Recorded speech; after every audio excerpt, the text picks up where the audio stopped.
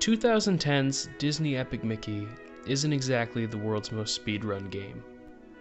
In fact, if speedrun.com is anything to go off of, only 2 people have ever even given it a shot. But it's a game that means a lot to me as an avid Disney fan, and I've spent my fair share of time playing the game over and over again. In that time, I've discovered quite a few glitches, oddities, and inconsistencies within the game. I guess you could consider this the beginning of a new video series. One where I showcase different techniques and talk about different topics relating to the game. I figured I should start with the most useful glitch I've found in Epic Mickey, one that lets you completely skip all of the side quests you're given when you first enter Ostown. Without further ado, let's get into what I'm calling Ostown Skip.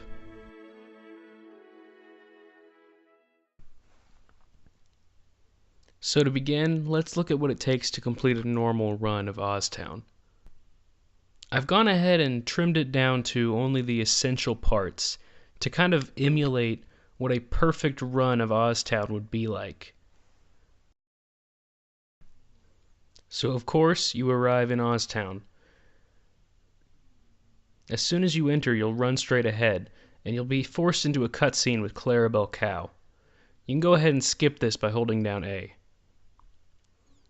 Clarabelle will tell you all about the safe that's rattling up on top of the gag factory, and how the bridge needs to be lowered for you to continue to Mickey junk. This is when you're presented with your first moral choice in Ostown.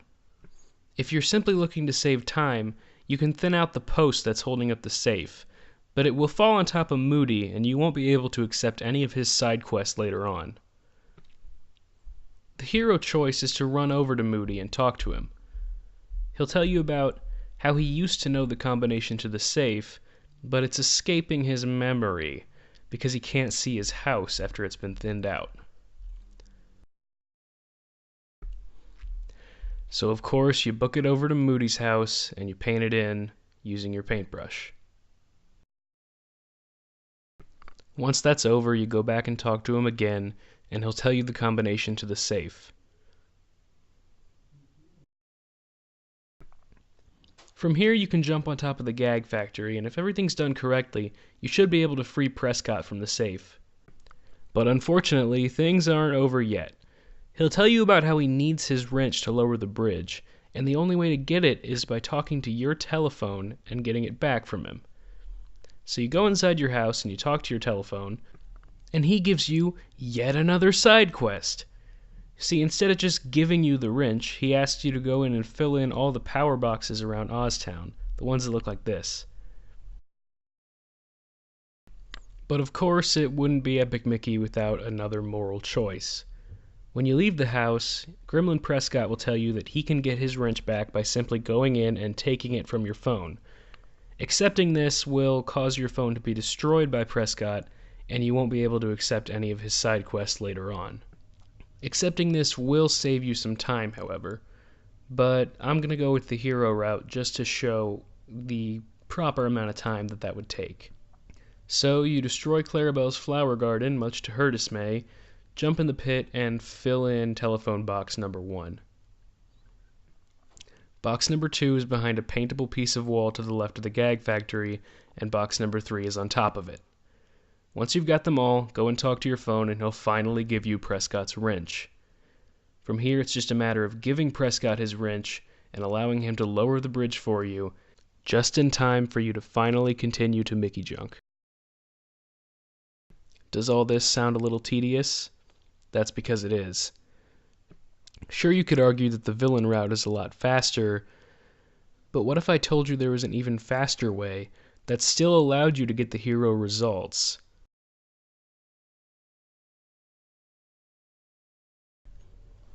You enter Ostown as usual, and of course, you run straight ahead. You skip the Clarabelle cutscene, and speed through her dialogue as quickly as you can. As soon as her dialogue ends, instead of running toward the safe, run toward the very edge of the platform leading to the bridge. You're going to have to do some tricky jumps. The best strategy I've come up with is to do a double jump, followed by a spin attack, and then do a spin attack after every bounce off of the thinner. Hopefully you'll make it to this platform. From here it can get pretty complicated. You see, there is an invisible wall in the gap between the bridge and the actual wall, but it is breakable. There's a perfect jump you have to pull off that can take several tries, but could be really helpful if you were able to master it.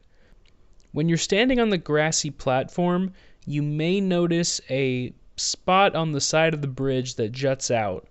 Mickey's able to stand on this, but I wouldn't recommend it, as I've never really been able to get the jump from there to work. My best advice would be to stand on the grassy patch of land and do a direct jump from that patch into the gap between the wall, and right as you hit that gap, shake the Wii remote to do your spin attack. You likely won't see the animation of the spin attack, but you should hear the sound effect, and it will push you through the barrier and into the open space where the projector is. So I'm going to go ahead and roll the clip of the perfect jump that I was able to pull off, and then I'll show you what happens once you get back from Mickey Junk.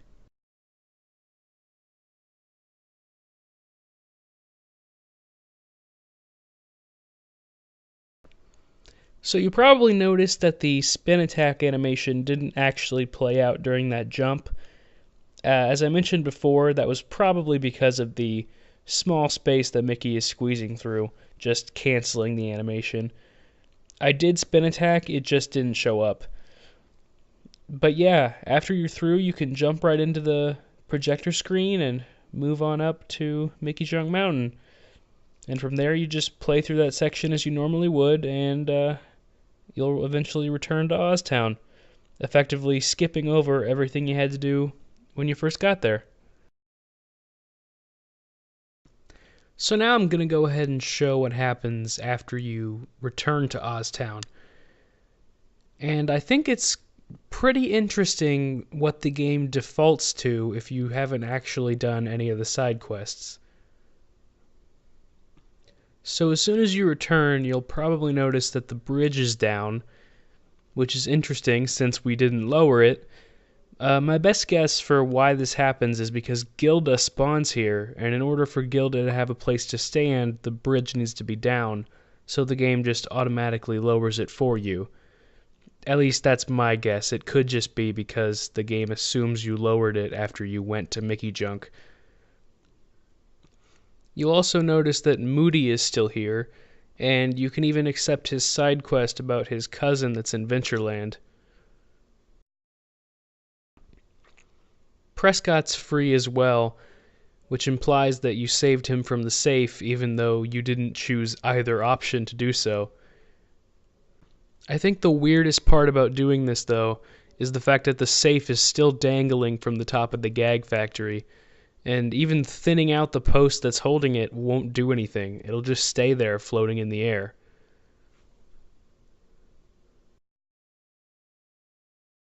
For the sake of a time comparison, I've gone ahead and taken each option and cut it down to only the essential pieces in order to kind of emulate a perfect run of both of them. Now, as you can see from this clip here, Ostown Skip generally saves anywhere from 4 to 5 minutes off of a hero route through Epic Mickey. I'm not sure how much time it would save if somebody were to just do the villain route, but, you know, it's what it is.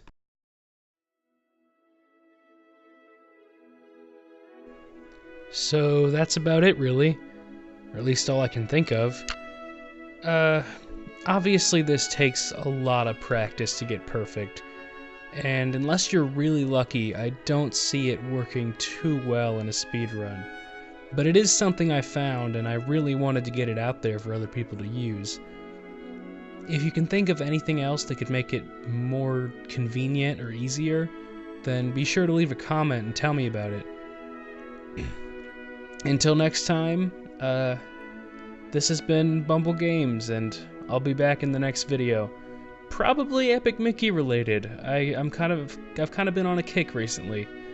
So I will see you all a little later.